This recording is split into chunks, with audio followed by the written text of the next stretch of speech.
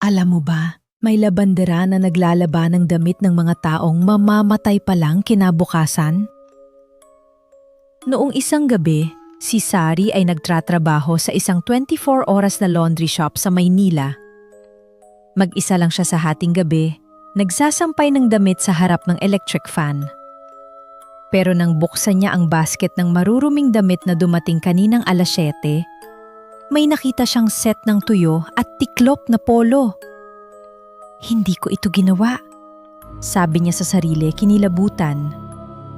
May nakasulat na pangalan sa tag, Mang Cardo. Kinabukasan, dumating ang isang matandang lalaki na naghahanap. Nandyan na ba ang polo ko? Tanong niya, nagtataka. Ibinigay ni Sari ang damit.